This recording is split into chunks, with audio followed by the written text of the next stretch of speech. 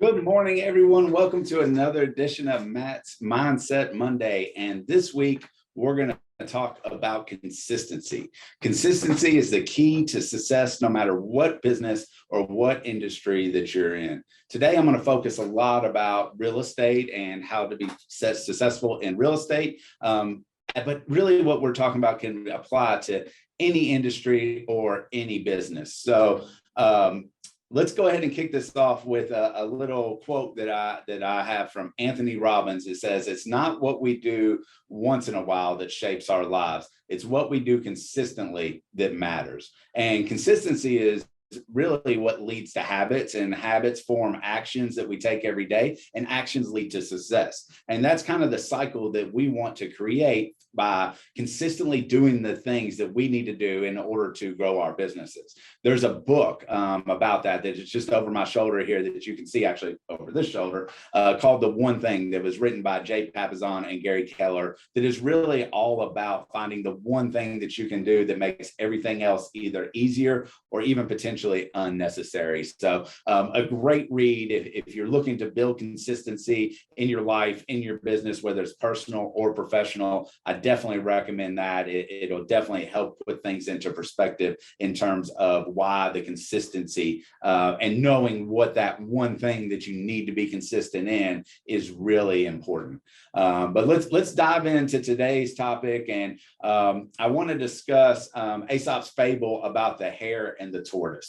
You all know this as a child growing up. I'm sure you've heard the story many times, but one was really fast and maybe you could argue a bit arrogant and overconfident, while the other was slow but determined, focused, and was always moving forward. And we all know who won that race and why. The hare took long breaks during the race because he would sprint out and get really confident and thought, hey, a short nap really wouldn't hurt me. The tortoise is moving so slow that I always have time to be able to catch up. And it was just time off to relax. And he really didn't think that it would matter. Where the tortoise just kind of plodded along, step after step, one foot in front of the other, but never really stopped. And when the rabbit woke up and got back on track, the race was already over. He had slept too long, and the tortoise had crawled on in front of him. We all know the turtle won, but do you recognize kind of why the turtle won? And I think this is what's really an important topic, especially when we're talking about real estate going into a shifting market, which we definitely are right now. And if you want to succeed, then you can't wait too long and try to catch up. It's all about steady and consistent progress.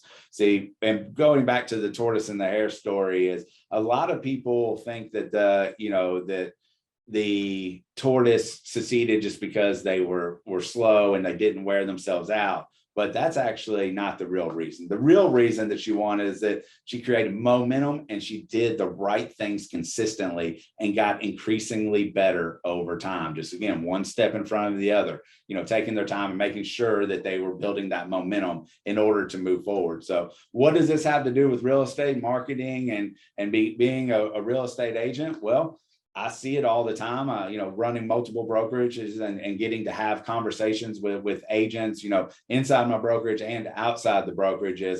I feel like a lot of agents take the rabbit approach. They jump into real estate marketing, a certain tactic. They work at it for a week or two. They get frustrated and then they move on to something else. Well, the real estate marketing ends up being all over the place, an online ad here, a prospecting and call day here, something else here. And unfortunately, they never end up getting quality leads. And that's consistent across every business, not just real estate. It's, we look at what's hot. What's the newest thing that we saw? What's the newest TikTok marketing video that we saw, or the blog that we just read, and how do we put that thing into place? And then we all tend to be short-term focused instead of long-term focused. And if that doesn't provide us with immediate results, we feel like that we haven't won. And what the actuality is, it's doing the same things consistently over time is how you win. And I'm not saying you shouldn't pop in, a few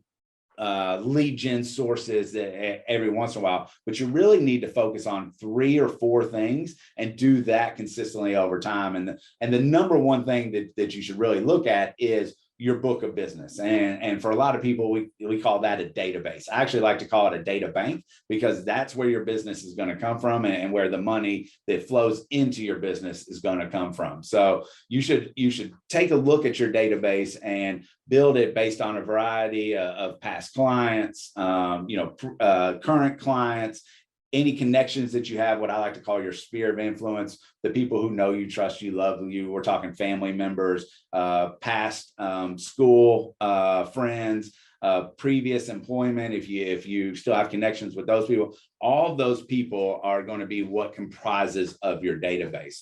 And then once you have that, it's consistently and strategically communicating with the database, and then systematically and consistently adding people to the database is what's going to ultimately end up getting you the results. So there's a topic out there that I think comes into play now, and it's really all about being top of mind. And in any business, especially in real estate, being top of mind is the key. And what do I mean by top of mind? Top of mind means that when somebody thinks of your industry or your business, that you're one of the top people that come to mind. So if we're looking at it from a shoe manufacturer, say you were going to go out and buy new shoes. This exercise I use with new agents a lot is, if you were going to go out and buy new shoes, name your two favorite shoe brands. And, just making two up right now, say they would say Nike and Adidas. Well, most likely, if they were to go buy one of those shoes, they're going to buy one of those too. And that's what the database is really about, is it helps you become top of mind. And we're going to talk about that approach here in just a second, but then it keeps you top of mind. So in order to become top of mind, it really is establishing yourself as the preferred go-to, the professional person inside of your industry. And in the real estate world, that means that you need to be the local economist of choice when it comes to real estate. And you establish yourself of being top of mind by a approach that I like to call the 8x8.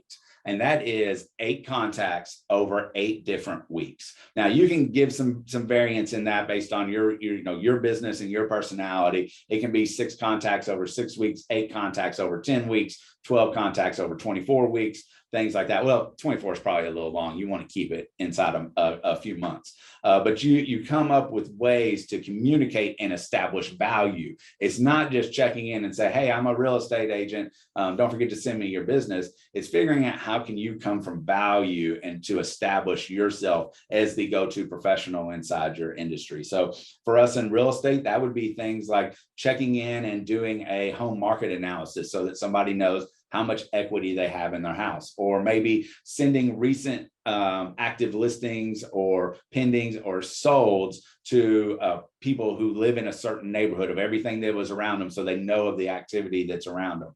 You could also keep up to date with the real estate happenings. Is a builder launching a new neighborhood and making sure that you know that information. So figuring out how you can come from value to communicate to your clients so that over a stretch of time, you become the go-to expert and you are now top of mind. Now, once you're top of mind, how do you stay there? Well, for us, it's all about a touch system that stays in contact and communicates through value a certain number of times a year. There's some debate on what the proper amount is. The minimum is 36. A lot of people go significantly more than that. I've heard of 72 touch plans. I've seen 90 touch plans, but 36 to 42 is kind of the minimum that you need to have in order to stay top of mind. And people ask me all the time, where did that number come from? Well, if you think about it, how many different times do you get exposed to branding throughout the day? It's literally thousands. You might not pay attention to them all, but even just driving down the street and seeing billboards or signs for shops, or radio commercials or TV commercials or emails, or does anybody get a daily email they feel like from Amazon, for example, about the newest deal, and or that the sign up for this credit card now and we'll give you so many bonus points, things like that. Those are all just touch points. And for you and your business, you need to have a system of touch points so that once you stay top of mind, once you become top of mind, you stay top of mind. So what are some examples of some great touch points? Well, number one is having an eye-catching newsletter that gets delivered, preferably in the mail, but even email works, and it features your brand and your personal message. And then make sure that it's packed full of valuable content so that you're always educating people to the market. Next is we have to check in and have to communicate. So a quarterly call where you have a scheduled call to check in once a quarter, see if they have all the information that they need, see if they have any real estate related plans if you're an agent, or other plans depending on what industry you're in, and mostly just make sure that they're good, especially in a shifting market. I can't tell you how many conversations I've had just over this weekend alone that are talking about what direction are we going as an industry. So now is a great time to check in with people and just answer questions and be a resource for them. You also can do a once a year visit. Now, there's a number of different ways that I've seen agents go about this. My preferred method is through a system of pop buys. We actually do once a quarter, we will actually drop off to our clients just a small little fun token with a card, something that is seasonally themed. So this past July 4th, we sent out sparklers and little tiny American flags with a cute little note, and reminding people that we are here for them if they ever need us. We've done little mini pumpkins during October. Let's see, we've done April. We did April showers, bring May flowers, and gave little seeds away, and said we would love to grow your wealth through real estate. What questions do you have? Get creative. You can actually get on Pinterest, by the way, or TikTok, and find a bunch of really great ideas around this. But the point is that you create these little things, you drop them off to your clients, and don't just drop it on the door, but actually knock on the door, see if they're home, hand it to them, give them something to remind them that you appreciate them. And that should really come from especially your top 100 list, whatever number you use, but you should have a top X number of people that are your clients. And these are the type of people that are receiving this extra in-person things. And then a client appreciation event or a community event of some sort. Being involved in the community is huge, and appreciating your clients and giving them something to look forward to, so it gives you an opportunity to get in front of them again, is another huge event. Then on top of that, you want to give out birthday cards. We do Christmas cards, things like that. Figure out, the monthly newsletter. You can sign up for various programs.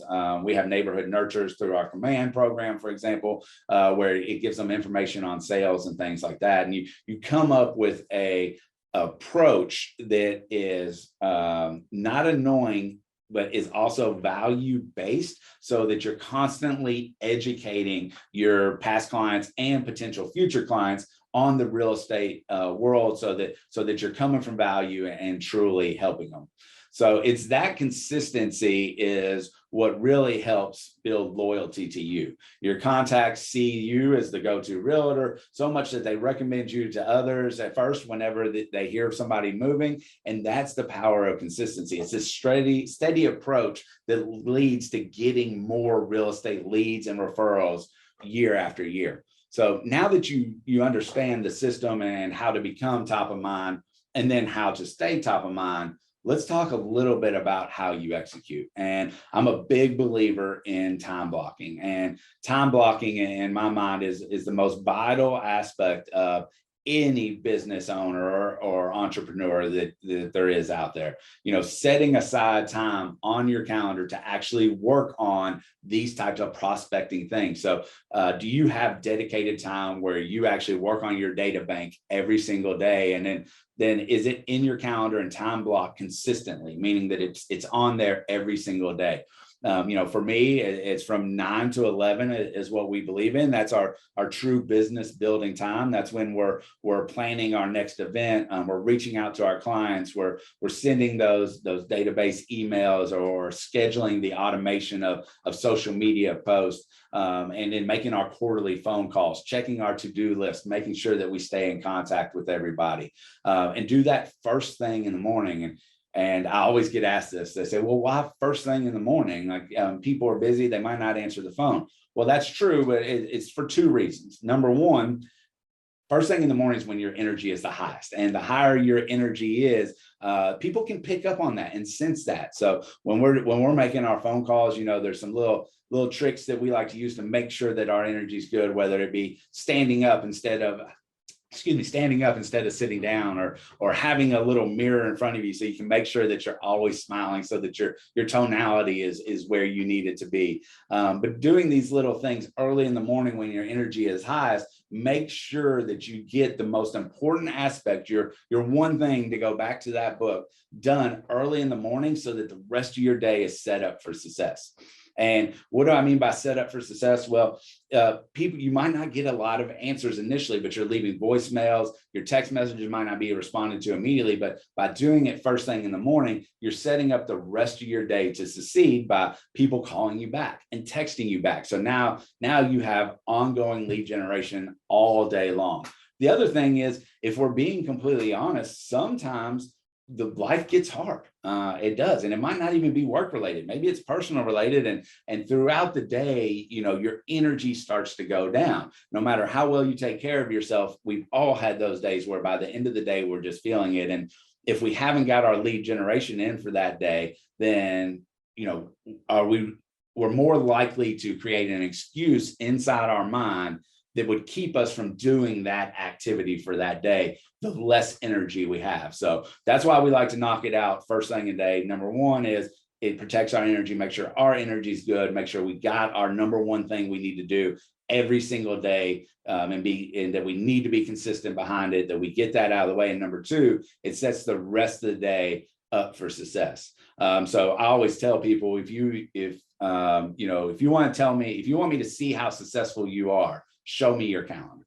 And if you show me your calendar, I'll be able to tell what your business is doing based on the activities that you have scheduled. So if you haven't already done these types of things and you don't have a system, feel free to reach out to me. I'll be glad to do some one-on-one consultations with you. No cost, just fill you up with information and fill your bucket so that you can be successful, no matter what your career is. But you have to time block for your number one thing, which needs to be your business building activities. You need to make sure that it's on a calendar, whether it be a digital calendar or a paper calendar. Actually have something that's time blocked off, color coded. I like to color code my business building activities as green, just to remind me of this is where I go out and find my money that's going to take care of my lifestyle, my family, and my charities and things like that. And then give it a clever nickname, maybe put some dollar signs in it, whatever it is, to make sure that you look at that every day and you know that that is the one thing